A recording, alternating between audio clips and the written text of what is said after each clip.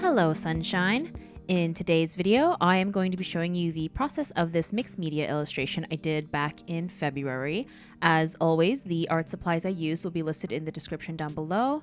And before we begin, I should mention that I actually had a pretty difficult time working on this painting, so I thought it'd be interesting to walk you guys through the things that went wrong and how I managed to problem solve my way through it. Like the majority of my illustrations, after I've transferred the sketch onto watercolor paper, I do one final pass with a Faber-Castell Polychromos colored pencil to define the line art. Whenever I do a more involved illustration like this, I typically do the sketch and all the planning beforehand, digitally on my iPad using Procreate. So for this illustration, I had my color palette picked out already, which usually helps me give a smoother painting process, so I'm not trying to figure out the color palette as I go. The inspiration for this piece was that I had wanted to create a sun goddess illustration as a sister to a moon goddess illustration I had created last year. The previous illustration I'd used was mostly watercolors and then some gouache for the solid background. So for this sun goddess illustration, I thought I would approach it the same way. I started out with blocking in the flat washes of watercolor, and the approach that I was using for the first skin layer was I had pre-mixed two colors. One was the base of the skin tone, and the second being a warmer, more red color, and I had alternated between the two of them. I don't always use this technique, but I do find it helps give some variation to the skin and it provides those little pops of warmth. The unfortunate thing about this piece, though, was I was using a brand new tube of paint that I hadn't used before, and unfortunately, what ended up happening was the layers were going on very uneven, and after a few rounds, I ended up realizing the reason why it was so patchy was because the paint itself had separated inside the tube, and when I was squeezing out the paint, it was mostly binder and not enough pigment, so the ratio was totally off. It was very frustrating, but I ended up, moving on to other elements of the piece. That way I could decide whether or not I was going to be able to salvage the skin or if I would have to start all over.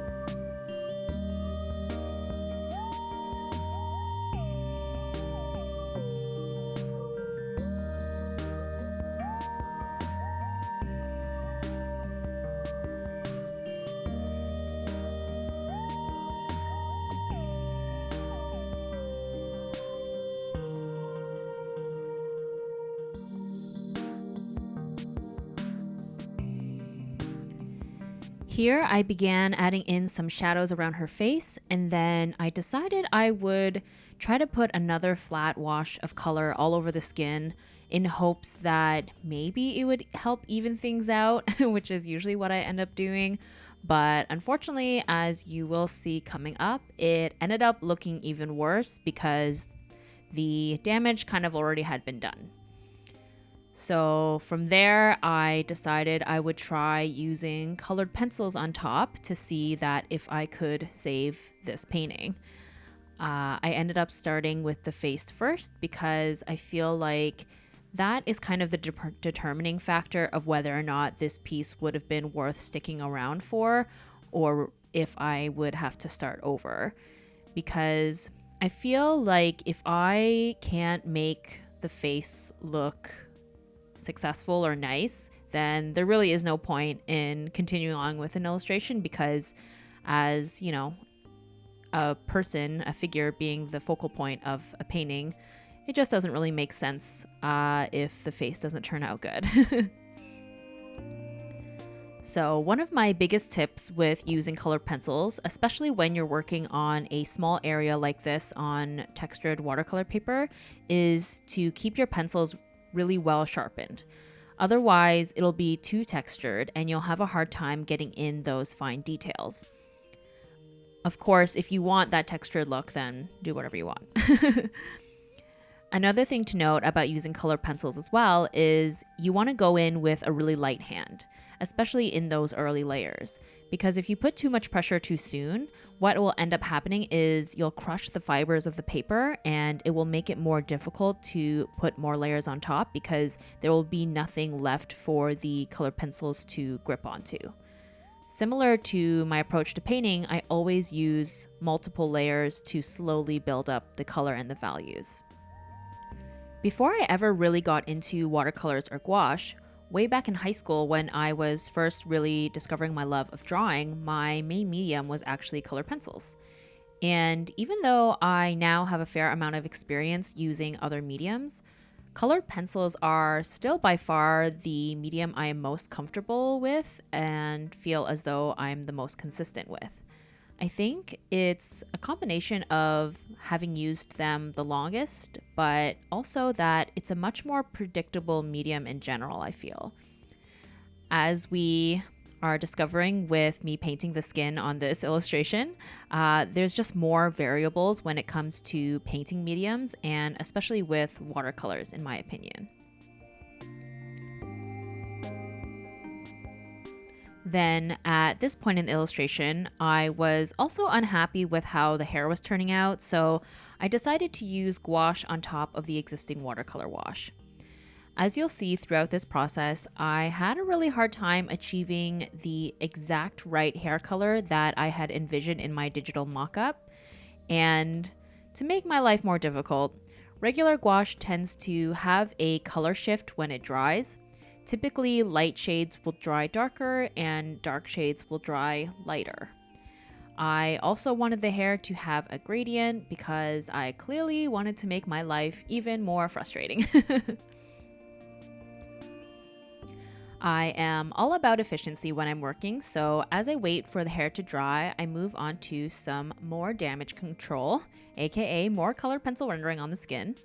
It might sound silly, but in the end, this leg actually ended up being my favorite part about this painting, which I approached the same way as I had with the face and the chest, going back and forth between colored pencils and using multiple layers to create a smooth transition between the colors and the values.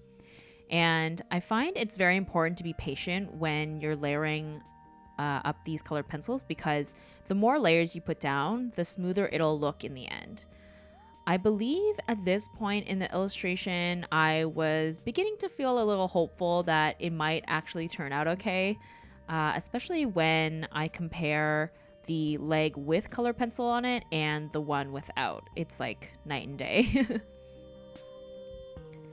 As I mentioned before, I was very fixated on trying to match the colors that I had originally set out with the digital version, so I ended up putting another layer of gouache on the hair to give it more warmth because I felt like it was a bit too cool. It's also now at this point where I start using this scrap piece of paper, basically because my hand was smudging the color pencil pigment around. So I had to put the scrap piece of paper under my hand to prevent it from smudging everywhere. And then I move on to blocking in the background, which I was really torn about using this green because it's such an unusual color palette for me. But in the end, I think it helped to break up all the warm tones in the piece, and I felt like it just made it more interesting overall.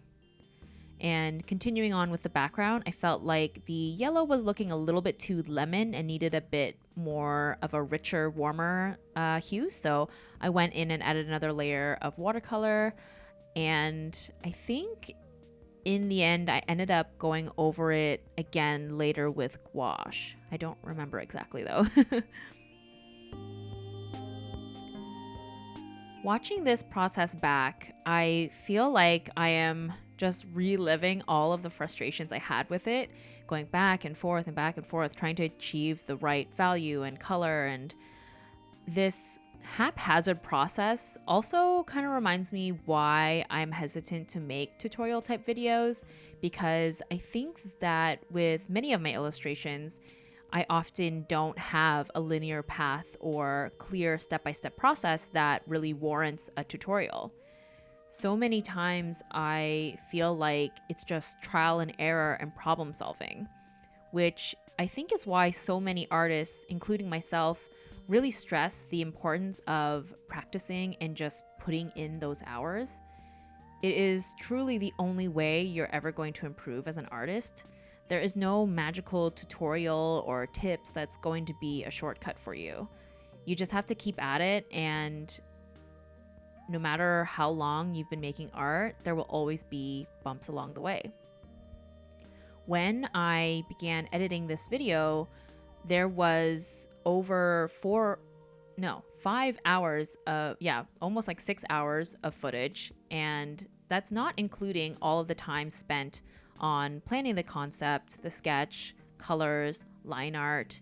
And while this piece was particularly frustrating, I don't think there's ever been an illustration that didn't give me a hard time to some degree. But oftentimes when people are just presented with the finished piece or an edited process video, it looks effortless, when most of the time that really isn't the case. And perhaps you may be thinking, well, Tina, wouldn't it be more efficient for you to just pick a medium and that way you can master one rather than trying to be a jack of all trades? And yeah, sure, that might be, more efficient and might streamline my output. But I think for me as an artist, I enjoy using multiple mediums. These challenges I face, while are frustrating sometimes, it's just more engaging, and it helps me stay motivated knowing that there's so much more room to grow and so much more I can achieve.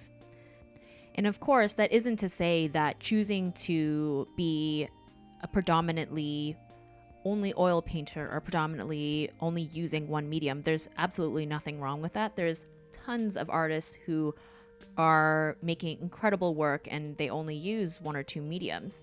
But just for me as an artist, that is what I'm interested in, what drives me. So that's kind of a good example of why there's just validity in all sorts of different artists, because we all have a different viewpoint and a different perspective.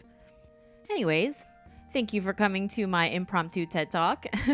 Back to the illustration here. So as you can see, I am now going in with a yellow gouache, adding in all the fun details of the jewelry, putting in some fun eyeliner. And then as you might have seen in my digital version, I had these kind of starbursts around the figure. And I wasn't confident enough to go straight in with the gouache right away, so I went in with a ruler and a color pencil to map it out beforehand. And then I went in with a small brush and an iron grip to try and get these lines as straight as possible.